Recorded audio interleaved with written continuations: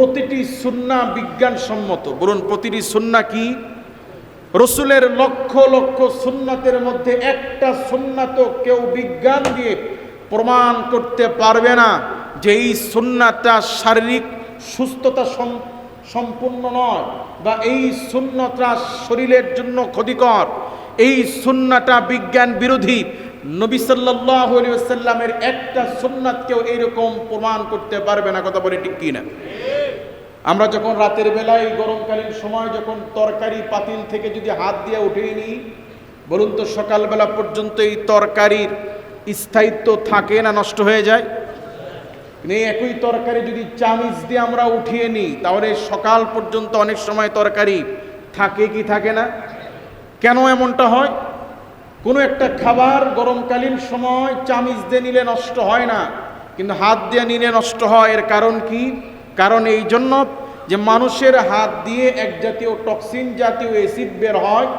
এই অ্যাসিড আমরা যখন খানা খাই, এই হাতের অ্যাসিড তরকারিতে লাগলে এই তরকারি দ্রুত নষ্ট হয়ে যায়, কিন্তু চামিচ দিয়ে নিলে তরকারি নষ্ট হয় না। নবী সাল্লাল্লাহু আলাইহি ওয়াসাল্লাম খাবারের সুন্নাহ শিক্ষা দিয়েছেন। খানা খাওয়ার পরে আঙ্গুল দিয়ে প্লেট চেটে খাওয়া, এটি সুন্নাত। প্লেট চেটে খাওয়া, বলুন কি? ধুয়ে খাওয়া সুন্নত না, কিন্তু হাত আঙ্গুলগুলো চেটে খাওয়া এবং খাবারের প্লেট চেটে খাওয়া সুন্নাত। খাবারের প্লেট চেটে খাওয়া কি? ফলে বিজ্ঞান প্রমাণ করেছে যে মানুষ যখন এই আঙ্গুলগুলো খানা খাওয়ার পরে চেটে খায়, অথবা প্লেট যখন চেটে খায়, মানুষ বিয়ে বাড়িতে বা অনুষ্ঠানে দাওয়াত খাওয়ার পরে দ্রুত হজম হওয়ার জন্য যেমন পানীয় পান করে, বিভিন্ন কোল্ড ড্রিঙ্কস পান করে দ্রুত হজম হওয়ার জন্য, কোনো মুমিন যদি প্রতি ওয়াক্তে খাবারের পরে যদি আঙ্গুলগুলো চেটে খায়, প্লেটগুলো যদি চেটে খায়, তাহলে তার বদহজম হবে না, খাবার দ্রুত হজম হয়ে যাবে। তাহলে রাসূলের প্রতিটি সুন্নাহ বিজ্ঞানসম্মত, প্রতিটি সুন্নাহ আমাদের শরীরের জন্য উপকার। কথা বলেন ঠিক কি না? নবী সাল্লাল্লাহু আলাইহি ওয়াসাল্লাম ১৫০০ বছর আগে বর্ণনা করেছেন, লা ইউকাল্লিমুহুমুল্লাহু ইয়াওমাল কিয়ামাহ ওয়া লা ইয়ানজুরু ইলাইহিম ওয়া লা ইউযাক্কিহিম ওয়া লাহুম আযাবুন আলীম। তিন শ্রেণীর মানুষ, এদের প্রতি আল্লাহ এত রাগান্বিত যে এই শ্রেণীর মানুষগুলো মারা গেলে আল্লাহ পাক এদের সাথে হাসরের মাঠে কথা বলবেন না। ওয়া লা ইয়ানজুরু ইলাইহিম, আল্লাহ এদের দিকে তাকাবে না। ওয়ালা ইউযাক্কিহিম, আল্লাহ পাক এদেরকে মাফ করবেন না। বলুন কয় শ্রেণী? এই তিন শ্রেণীর মধ্যে এক শ্রেণীর মানুষ হচ্ছে তারা যে পুরুষগুলো আল্লাহর জমিনে কাপড় টাকনুর নিচে পরিধান করে, অথচ আজ পাইকারি দরে মুসলমানের যুবকদের, মুসলমান পুরুষদের কাপড় টাকনুর নিচে আমরা পরি। কথা বলেন ঠিক কি না? বর্তমান বিজ্ঞান প্রমাণ করেছে যেই পুরুষেরা দাড়ি কর্তন করে আর কাপড়কে টাকনোর উপরে পরিধান করে, তাদের যৌন শক্তি দ্রুত কমে যায়, যৌন শক্তি হারিয়ে যায়। সুবহানাল্লাহ বলবেন না? বলুন, ১৫০০ বছর আগে নবী সাল্লাল্লাহু আলাইহি ওয়াসাল্লাম মুমিনদের জন্য যেই সুন্নাহ রেখে গিয়েছেন যে পুরুষের জন্য কাপড় টাকনোর নিচে পরা হারাম, নবী সাল্লাল্লাহু আলাইহি ওয়াসাল্লাম এই বিধান বিজ্ঞানগারে ল্যাবে পরীক্ষা করে এই বিধান দিয়েছিলেন। ওই সময় কি ল্যাব ছিল? নবী সাল্লাল্লাহু আলাইহি ওয়াসাল্লাম ১৫০০ বছর আগে পোশাকের ক্ষেত্রে যে সুন্নাহ দিয়েছেন, আজ বিজ্ঞানের এই জয়যাত্রার সময় এসে বিজ্ঞান প্রমাণ করেছে যে পুরুষরা কাপড় টাকনোর নিচে পরে তাদের যৌন শক্তি কমে যায়। নাউযু বিল্লাহি মিন যালিক। কাজী এক একটি সুন্নাহ, রাসূলের এক একটি সুন্নাহ ছেড়ে দেওয়ার অর্থই হলো নিজের শরীরের প্রতি জুলুম করা, নিজের ক্ষতি করা। কথা বলে ঠিক কি না? রাসূলের প্রতিটি সুন্নাহ মানার অর্থই হলো নিজের প্রতি রহম করা, নিজের শরীরের উপকার করা। কথা বলে ঠিক কি না? কাজে আমরা সুন্নাতের প্রতি গুরুত্ব দিব তো ইনশাআল্লাহ। মুআজ্জাজ হাজিরিন, ইসলামের শুধু ফরজ নয়, ইসলামের খুঁটি থেকে খুঁটি, ক্ষুদ্র থেকে ক্ষুদ্র, একেবারে ক্ষুদ্র অংশ থেকে ক্ষুদ্র অংশ, প্রতিটি বিধানের মধ্যেই রয়েছে আমাদের জন্য কল্যাণ। কথা বলেন ঠিক কি না? যেমন আমরা নবী সাল্লাল্লাহু আলাইহি ওয়াসাল্লাম শিক্ষা দিয়েছেন, কোনো মুমিনের সাথে কোনো মুমিনের দেখা হলে সালাম দিবা। কি দিতে হয়? সালাম। এই সালামের অর্থ কি? আসসালামু আলাইকুম ওয়া রাহমাতুল্লাহ, আপনার প্রতি শান্তি বর্ষিত হোক, আপনার প্রতি আচ্ছা বলেন, এই পৃথিবীতে যে কোনো ধর্ম, যে কোনো জাতি একজনের সাথে আরেকজন দেখা হলে যেই সম্বোধন ব্যবহার করে, হাই, হ্যালো, এই জাতীয় যত রকম অভিবাদন আছে, এই কোনোটার মধ্যে কি কল্যাণ আছে? কোনোটার মধ্যে কি কল্যাণ আছে? ওই রকম কল্যাণ যেরকম কল্যাণ সালামের মধ্যে আছে। যেমন পাশ্চাত্য অঞ্চলের শিক্ষার্থীরা যখন যখন ক্লাসরুমে প্রবেশ করে, শিক্ষার্থীরা দাঁড়িয়ে যায়, স্যার গুড মর্নিং, শুভ সকাল। শিক্ষকও একটা মুচকি হেসে দিয়ে বলছে শুভ সকাল, অথচ স্যার ক্লাসে আসার সময় নাস্তা দেরি হওয়াতে স্ত্রীর সাথে ঝগড়া করে, মন খারাপ করে ঘর থেকে বের হয়ে ক্লাসরুম এসেছে, অথচ এখানে ছাত্রদের প্রতি উত্তরে তিনি মিথ্যা বলছেন শুভ সকাল। আসলে স্যারের জন্য কি সকালটা শুভ ছিল? স্যারের জন্য সকালটা কি ভালো ছিল? কিন্তু স্যার এখানে ছাত্রদের প্রতি উত্তরে তিনি মিথ্যা বললেন কিনা? আচ্ছা, এই শুভ সকাল অথবা হাই, এটার দ্বারা কারো কি কোনো কল্যাণ আছে?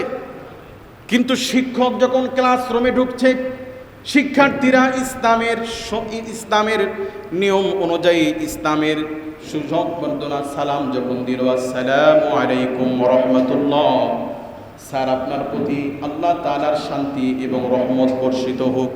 শিক্ষক মুচকি হেসে ছাত্রদের উদ্দেশ্যে বলল, ওয়া আলাইকুমুস সালাম ওয়া রাহমাতুল্লাহ, তোমাদের উপরেও শান্তি এবং আল্লাহর রহমত বর্ষিত হোক। বলুন, দুইজন মানুষের দেখা হলে এর চেয়ে শ্রেষ্ঠ, এর চেয়ে কল্যাণকর, এর চেয়ে ভালো পৃথিবীতে আর কোনো অভিবাদন হতে পারে কি?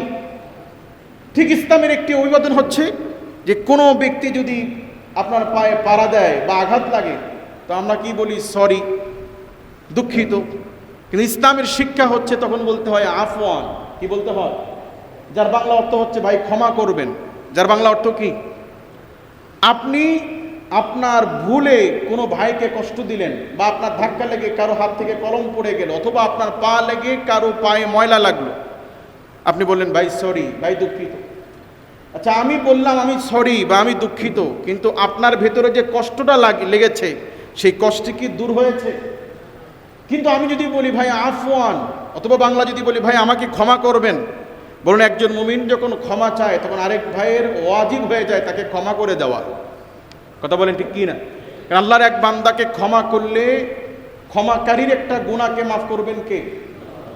কাজেই বলুন তো, এইরকম সিচুয়েশনে, পরিস্থিতিতে আফওয়ান, ভাই আমাকে ক্ষমা করবেন, বলুন এইরকম সিচুয়েশনে এর চেয়ে উত্তম কোনো শব্দ পৃথিবীতে হতে পারে?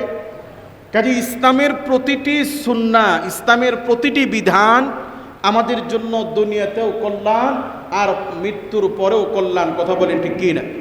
কাজেই হযরত আবু বকর রাদিয়াল্লাহু তাআলা আনহু 6 মাস কিংবা তার চেয়েও বেশি সময় আগে শুনেছিল যে নবী সাল্লাল্লাহু আলাইহি সাল্লাম বলেছেন, আবু বকর মানসিকভাবে প্রস্তুত থাকিও, আমার সাথে তোমাকে হিজরত করা লাগতে পারে।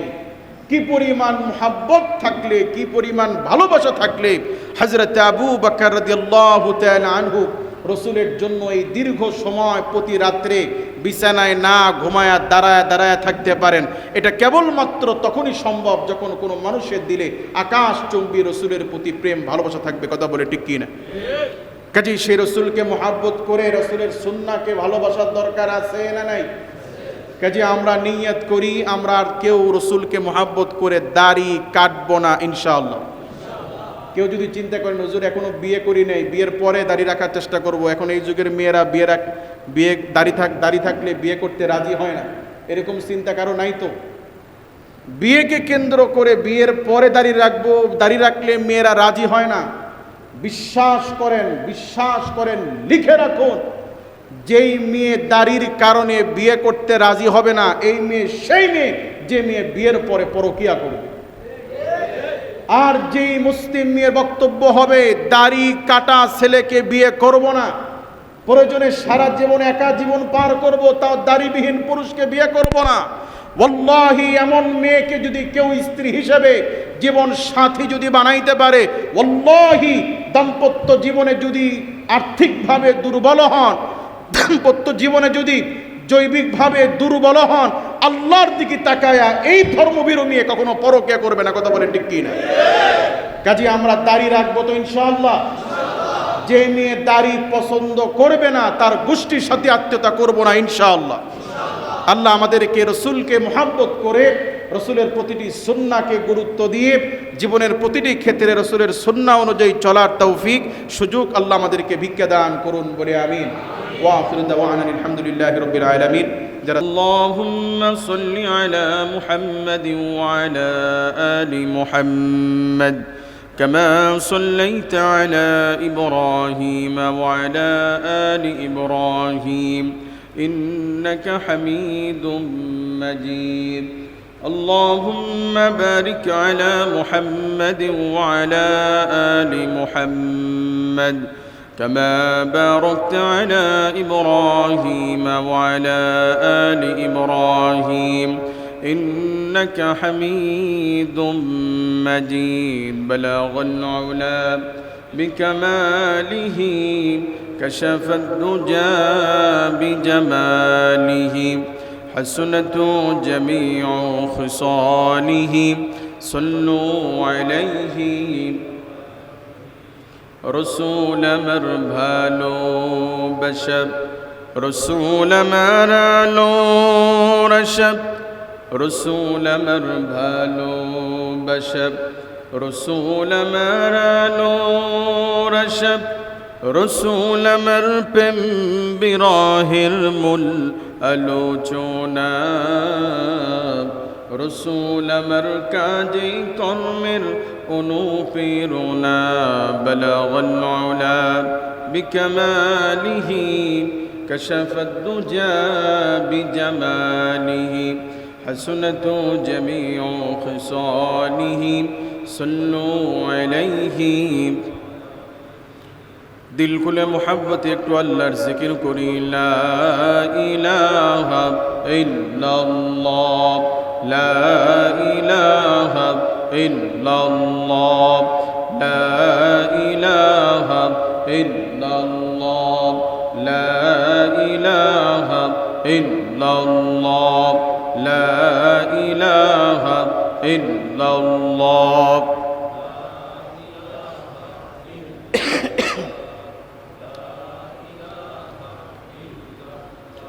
या इलाही मुझसे मुझको दूर कर ताकि देखो मुझ में तुझको एक नजर। या इलाही तू मेरा माबूद है या इलाही तू मेरा माशूक है।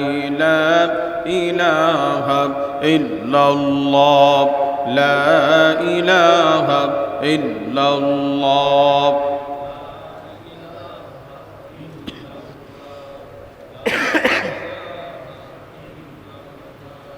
ला इलाहा इल्लल्लाह मुहम्मदुर रसूलुल्लाह सल्लल्लाहु अलैहि वसल्लम। মুআজ্জাজ মুকাররম আজকের জুমার সম্মানিত মুসল্লি ভাইয়েরা, বাবার বয়সে মুরব্বী বাবাজিরা, আমরা আল্লাহ পাকের দরবারে লাখ কোটি কালিমাতুশ শুকর ও সুজুদ পেশ করছি যে আল্লাহ পাক আমাদেরকে ভালোবেসে মোহাব্বত করে বৎসরের শ্রেষ্ঠতম মর্যাদাপূর্ণ 4টি মাসের অন্যতম মাস হিজরি নববর্ষের প্রথম মাস মুহররম মাসের দ্বিতীয় জুমায় যে রব্বে করিম আমাদেরকে আল্লাহর ঘর, এই পৃথিবীর সর্বশ্রেষ্ঠ স্থান আল্লাহর ঘর মসজিদে আসার বসার তৌফিক সুযোগ এনায়েত করেছেন। আমরা সকলেই আল্লাহ পাকের দরবারে লাখ কোটি কালিমাতুশ শুকর ও সুজুদ পেশ করছি, পড়ছি আল্লাহর শেখানো ভাষায় আলহামদুলিল্লাহ। লাখ কোটি দরুদ আর সালাম আল্লাহর সৃষ্টির প্রধান আকর্ষণ, বিশ্বসভার সভাপতি, শামসুল হিদায়াত, বদরুদ্দুজা, সৈয়দুস সাকলাইন, ইমামুল মুরসালিন, আফতাব নবুওয়াত, শাহনশাহ রিসালাত, সুলতান মদিনা, নবী করিম সাল্লাল্লাহু আলাইহি ওয়াসাল্লামের প্রতি লাখ কোটি দরুদ আর সালাম বর্ষিত হোক। আমরা সকলে পড়ছি সাল্লাল্লাহু আলাইহি ওয়াসাল্লাম।